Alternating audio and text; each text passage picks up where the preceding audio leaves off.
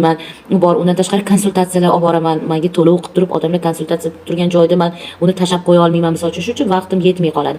Lekin bitta insonni hisoblash uchun aytganimdek 1-2 kun vaqt ketadi.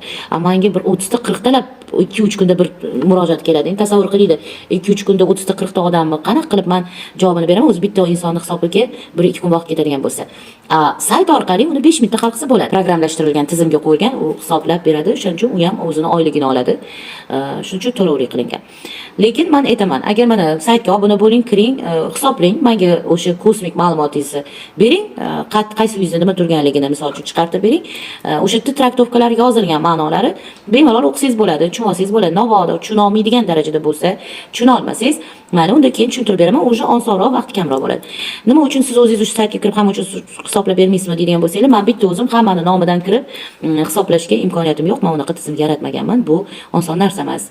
Bu juda katta xarajat bo'lib ketadi. O'shaning uchun bemalol har kim o'ziga kerak bo'lsa, o'zini hayotiga qiziqqan, o'zini yashayotgan nima uchun hayoti o'xshayotdiki, o'xshamayapti, qayerda to'g'rilash kerak, nima uchun omadi kelmayapti, nimaga hamma yoq kredit bo'lib ketdi, nimaga barakasiz bo'lib ketdi, nimaga kim bilandir urushyapti, nima uchun u bilan urushyapti, Alloh ko'rmayaptimi navoda degan odamlar bor-da, Alloh hammasini ko'rib turibdi, Alloh hammasini biladi va hech narsa bejiz bo'lmaydi. Nimaga shu narsa bo'lyapti degan masalalarni o'zini hayotida, o'zini taqdirini ko'rmoqchi bo'lsa, bemalol saytga obuna bo'lib, o'sha kosmik ma'lumotini hisoblab chiqarsa, o'qisa bo'ladi. Navoda o'qib tushunmasa, keyin menga murojaat qilsa, men tushuntirib berishim mumkin. Mana yo'lingda quyosh mana bitta turibdi, oy mana bitta turibdi deganni qilib, bu ma'noni beradi, bu ma'noni beradi deb aytishim mumkin. Bu osonroq bo'ladi, vaqt kamroq ketadi.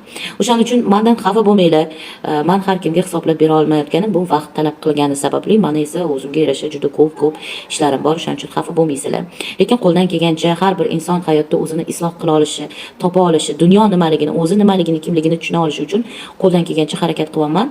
Tushunganlar, bilganlar bildi. Mana konsultatsiyamni olganlar, ma'lumcha xafa emaslar, xursandsilar degan nimada men har holda rahmatlaringizga qaraganda shunaqa kimligidir shu yaxshiligim tegayotganidan xursandman. Alloh barchamizdan rozi bo'lsin deyman doimo. Mana shu keyingi savollarga javob. Mana qayerda o'qiganman, nima bilimlarga ega bo'lganman, qanaqa diplomlarga egaman, nimalar hayotda qildim. Aytganimdek 22 ta kitobni avtor muallifiman, konsert tashkilotchisiman, astronom, astrologiya bo'yicha eng katta birinchi yo'nalishda qilayotgan ishlarimdan.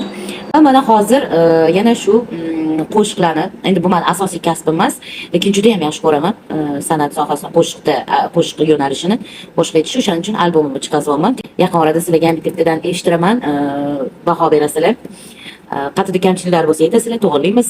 Va mana shu astroplatforma.chingiza.com saytida rozigrish, ya'ni yutuqli o'yinli bir tadbir boshladim.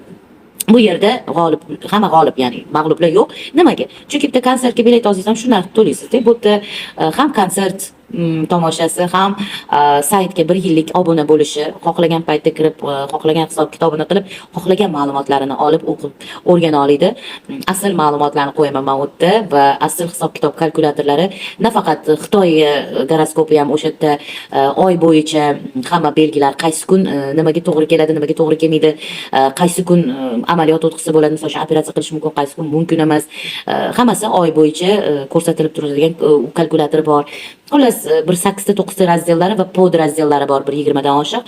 Bemalol obuna bo'lib, ko'rib, 1 yil davomida ishlatish mumkin va ushbu konsert tadbiri ichida yutuqli o'yin.